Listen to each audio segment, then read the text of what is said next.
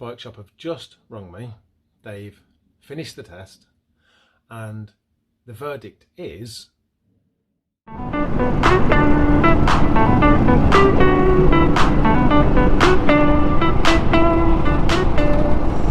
well folks, it's that time of year again.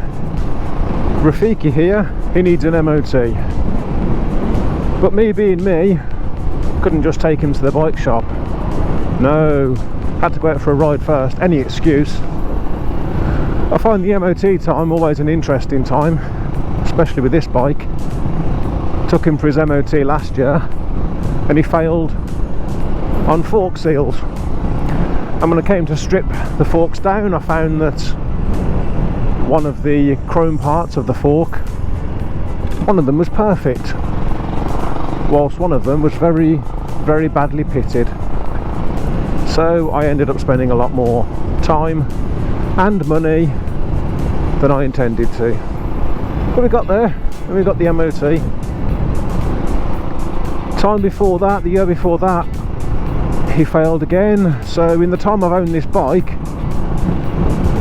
I've taken him, this will be his third MOT, and he failed the first two. So I'm hoping that third time is the charm. I reckon this bike has done no more than 1,000 miles since his last MOT. Being a bit of a weekend toy, I don't really take him that far. So again, I'm hoping that that counts for something when it actually comes to the MOT. And I'll tell you something else that I used to do. I used to put my bike away for the winter. And I'm determined, really determined not to do that this year. Because I think about all that riding that I'm missing out on. You know, I'd love to keep riding through the winter. So that's what I plan to do. It's probably easier said than done though. When the weather looks like this, it's easy for me to sit on the bike and say, yeah, I'm going to ride all the way through the winter until the winter comes around and it's 0 degrees. I think I need to invest in some winter gear, maybe some heated grips, etc.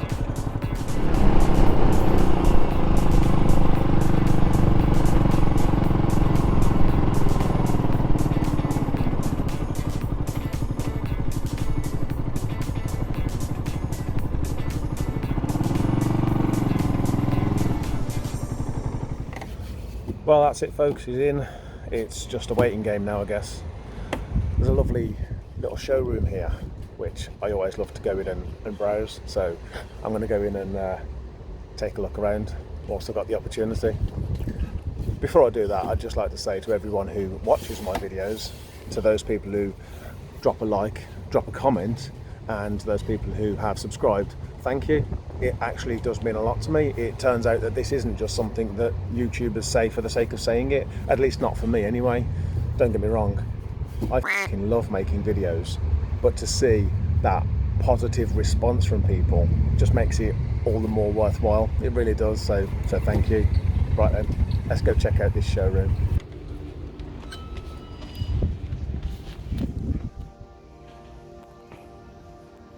Yes, I like them. I don't know what it is about these electric bikes, but I do like them. I've always liked these. You can make fun of me in the comments if you want, but I do like these.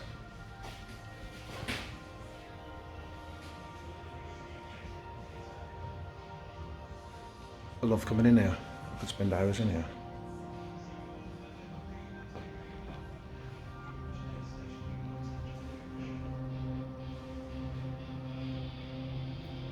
Beautiful.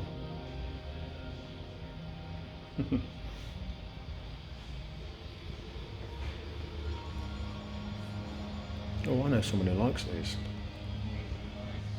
Yeah.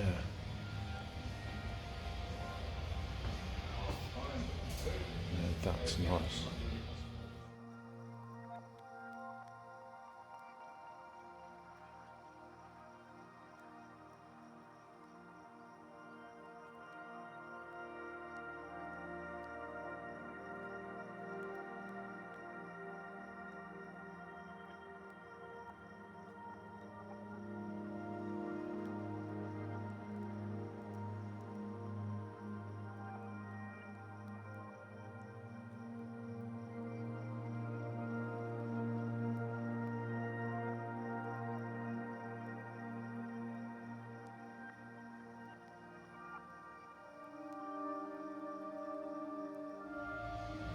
Let's see what I'm in my future.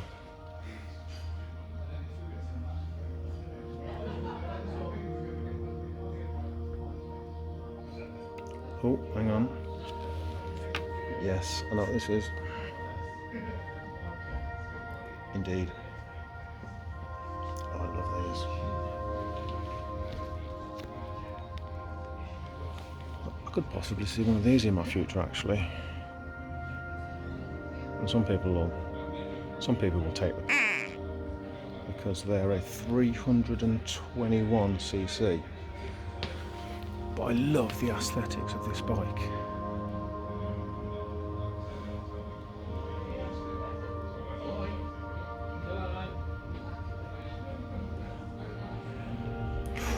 Look what's right next to it.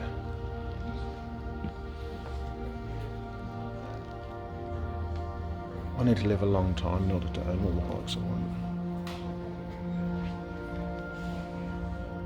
Gosh, yes. I can definitely see one of these in my future as well.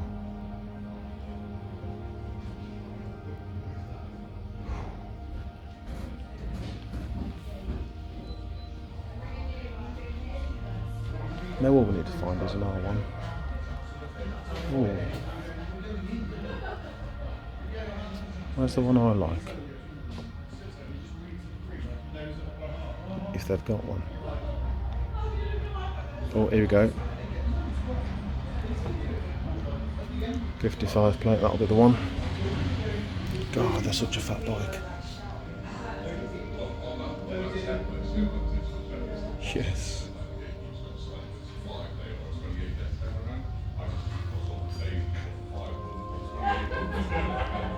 Oh yeah, I can see one of these in my future as well.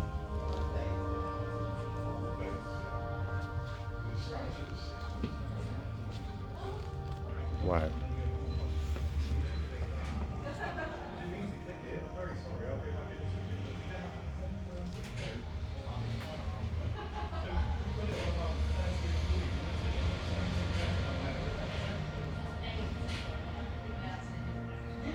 Oh my gosh, I could ride this away today.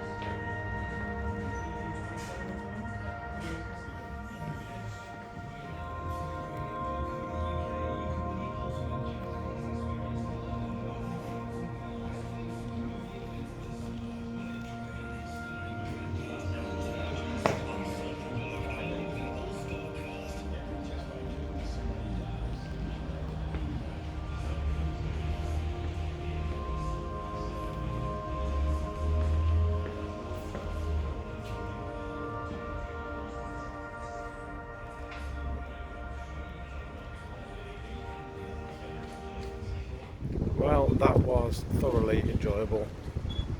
I really could spend hours in bike showrooms. I think the conclusion of walking around that showroom is that I need to live a long time in order to own all the bikes that I want. Oh, that was amazing. Okay, so now it's just a waiting game. For me, it will take as long as it takes. For you, a couple of seconds.